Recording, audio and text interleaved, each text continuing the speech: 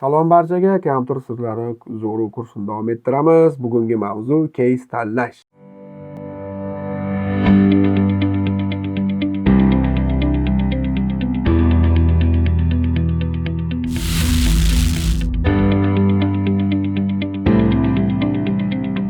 Ya'ni case degani bir hech kim qimmatbaho narsa ham bo'lish kerak emas, arzon ham bo'lish kerak emas. Ya'ni sizlarni ishlatmoqchi bo'lgan qurilmalar, ya'ni byudjetinglarni umumiy qismini bir 5-10% ga case olsanglar bo'ladi.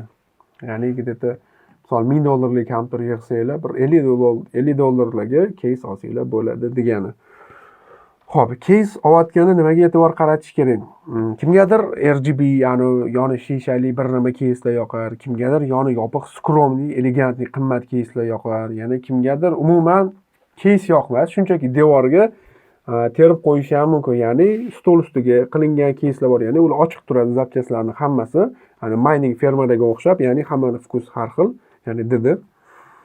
Sizlarga beradigan tavsiyam $50 dan qimmat case olmaganinglar ma'qul. Sabab u case ham bu case ham xuddi shu ishni amalga oshiradi, faqat uni tashqi ko'rinishida, ana kullari rang-barangida farq qilishi mumkin.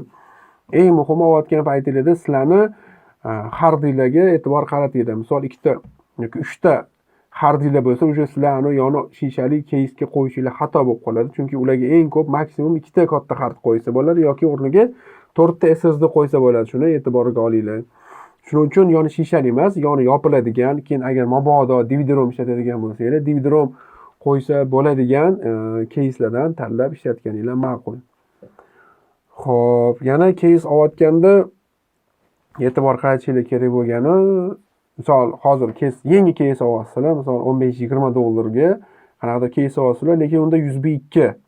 Bu $20 voz kechinglarda bir $10 qo'shsanglar, yoniga $30 ga sizlarga USB 3 case beradi. Chunki USB 2 sizlarga kamlik qilib, har safar orqasiga xarid tiqib, bir nimalar qilib qiynalib yurmaysizlar yoki USB 3 bunda hab sotib olaman desanglar 80-90 ming turadi. Lutchi o'sha pulni qo'shib boshidanoq USB 3 case olganinglar yaxshi. Agar fotoapparat va bunaqa montaj ishlari bilan shug'ullanadigan bo'lsanglar, case o'zida imенно SD porti bo'ladi. Ya'ni o'sha fleshkalar, fotoapparatlarning fleshkasi tushadigan shunaqa casedan olganinglar o'zinglar uchun bu ma'qul yo'l hisoblanadi.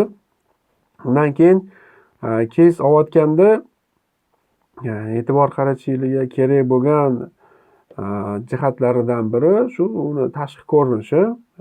Sizlarning uylarda yosh bola bo'lsa yo bir boshqacharoq ochiqroq joyda ishlaydigan bo'lsanglar, shishali caselar sizlarga to'g'ri kelmaydi. Chunki kovgarga o'xshagan yonlari ochiq, teshi bo'lgan caselar juda tez chang bo'ladi.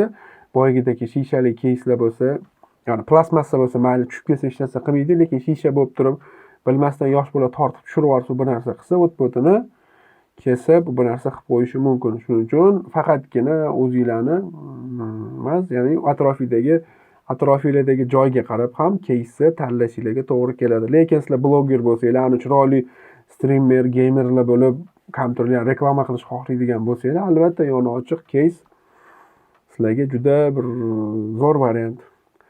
Xo'p, case haqida qisqacha shu edi, yana kompyuter case tanlash haqida. E'tiboringiz uchun rahmat. Charchamanglar. Keyingi videoda sizlar bilan monitor tanlash haqida batafsil gaplashamiz. PRO ZO'RU 2 siz bilan montaj haqida jiddiy gaplashamiz. 53 ta video, 18 soatdan ortiqroq dars. O'zbek tilidagi birinchi mukammal to'liq darslik endi sotuvda. Batafsil YouTube kanalimizda.